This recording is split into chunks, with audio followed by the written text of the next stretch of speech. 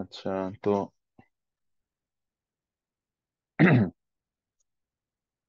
তো আমরা আজকে দেখবো কিভাবে আমরা এই কেল সফটওয়্যার ইউজ করে আমরা সিমুলেশন করতে পারি। আমাদের মাইক্রো কন্ট্রোলারটা সিমুলেশন করে দেখাবো আজকে। হুম।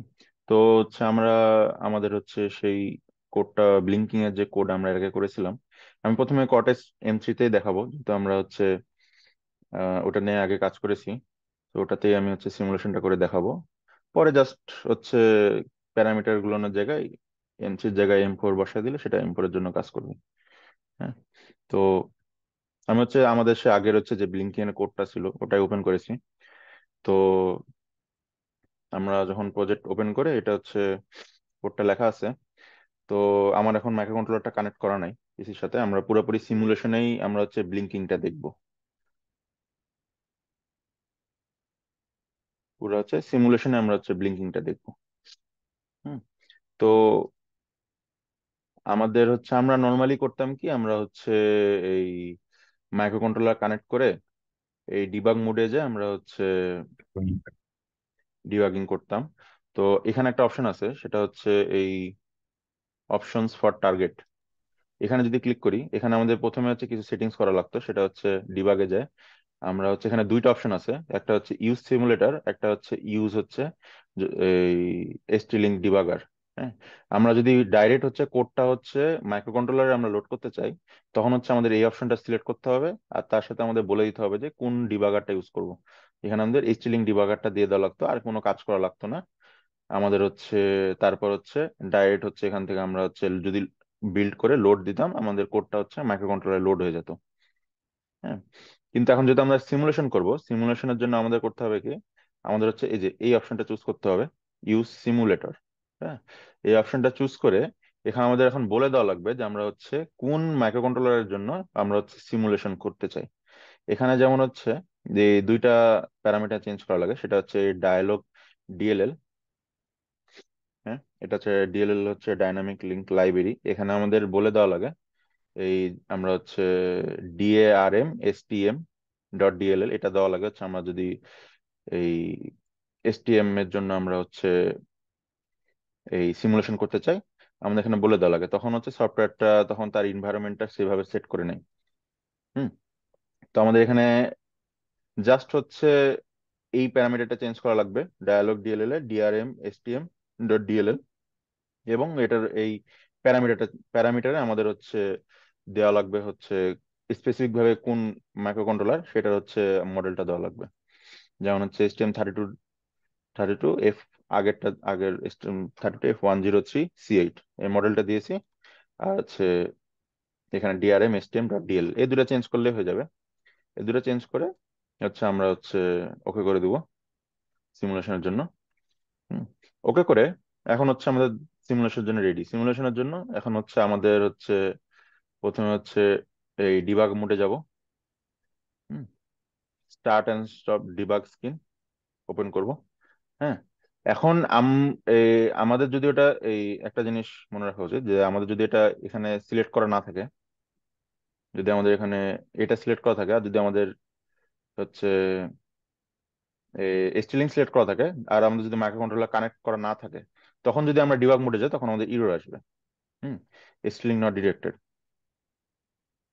কিন্তু যদি আমাদের সিমুলেশনের জন্য সিমুলেশনটা আমাদের সিলেক্ট করা থাকে, তখন আমাদের ডিবাগ মোডে ঢুকবে, তখন আমাদের সমস্যা করবে না। হুম। তো ডিবাগ মোডে চলে গেলাম, এখন আমাদের জিনিসটা পুরোপুরি সিমুলেশন হবে। হ্যাঁ। তো আমরা এখানে দেখতে পারবো যে আমাদের এই এখানে এই পেরিফেরালস থেকেই আমরা যাবতীয় ইনফরমেশন গুলো দেখতে পাবো, যে আমাদের যে সিমুলেশনে যে মাইক্রো কন্ট্রোলারের প্রপার্টি গুলা কি আছে। হুম। এখানে যেমন যে আমি সিস্টেম ভিউয়ারে, এখানে যেমন প্রথমে যদি দেখি power reset and clock control, এখানে যাই।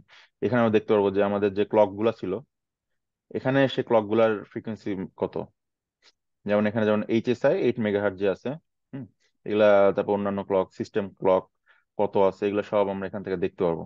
যে power reset and clock control settings থেকে এখানে আমরা দেখতে পারবো কোন ক্লকের কি কি আছে। তারপর PLL কনফিগারেশন দেখতে পাবো, মানে যাবতীয় কনফিগারেশন এখান থেকে দেখতে পাবো ক্লকের।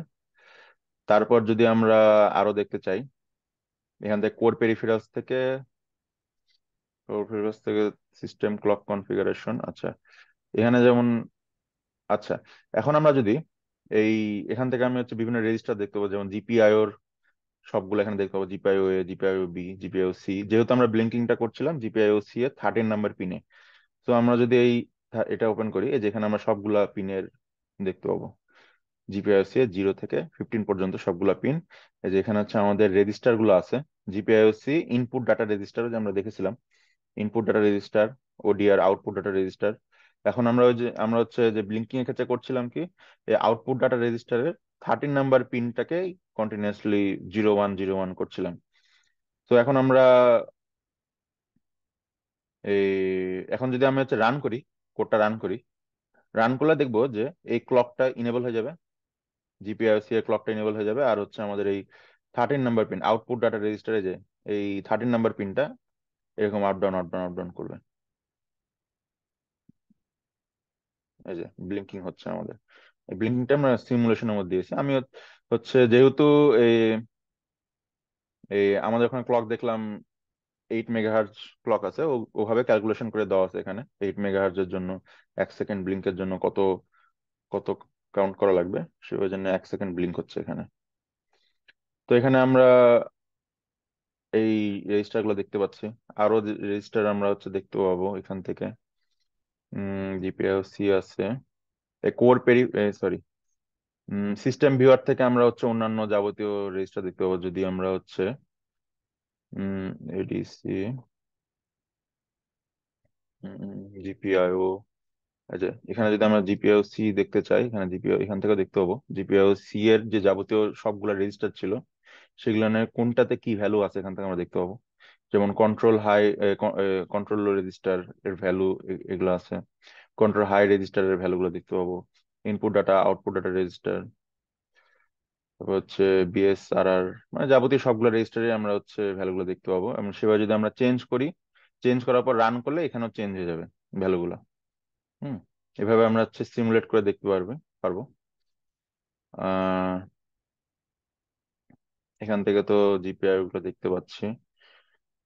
এখানে টাইমার আছে, টাইমার নিয়ে কাজ করতে চাইলে এখানে টাইমারের সিমুলেশন করতে চাইলে এখানে টাইমারের যাবতীয় ইনফরমেশন আছে টাইমারের। হুম, তো এই মূলত সিমুলেশন। আমাদের হচ্ছে সিমুলেশন খুবই সোজা।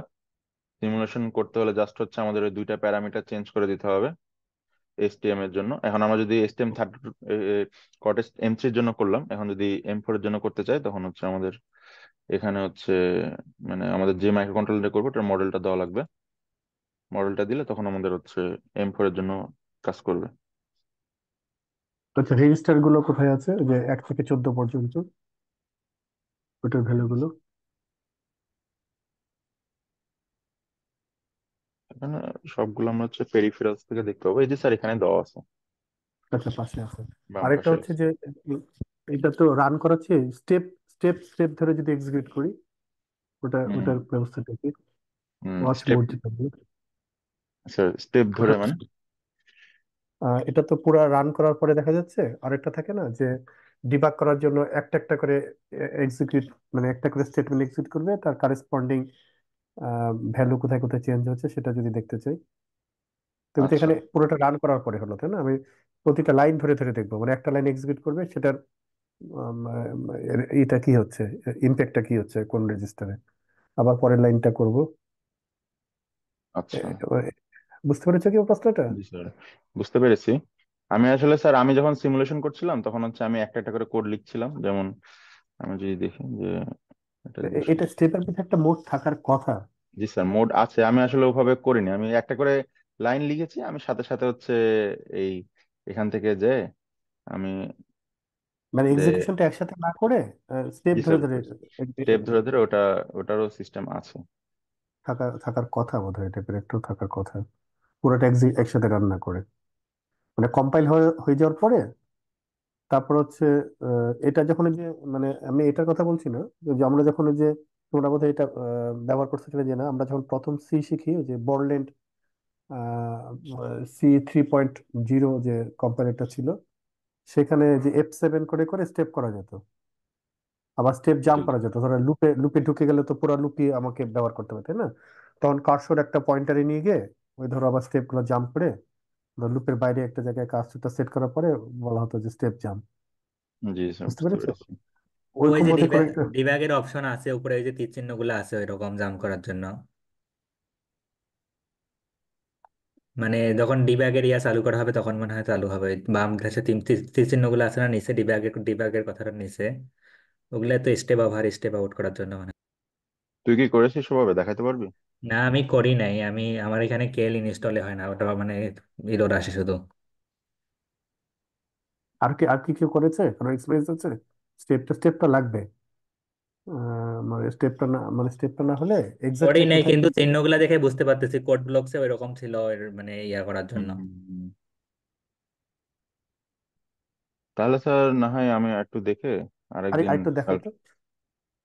আশিক কি আছে? আশিক বোধহয় একবার দেখেছিল। আশিক আশিক এখানে তো আছে? মনে হয় নাই স্যার, আশিক তো মনে হয় জাপানে আচ্ছা। গেছে। ও আচ্ছা, আশিক তো জাপানে গেছে, সরি, ভুলে গেছি। আহ, আচ্ছা ঠিক আছে, দ্যাটস ইট। মানে কিছুটা তো হলো, তো বাকি এখন তাহলে তুমি রেকর্ডিংটা অফ করে দিতে পারো এখন, সমস্যা নেই। জি স্যার। এইটুকু তুমি আপলোড করে দিও। আচ্ছা, এখন যেটা করতে হবে, অন্য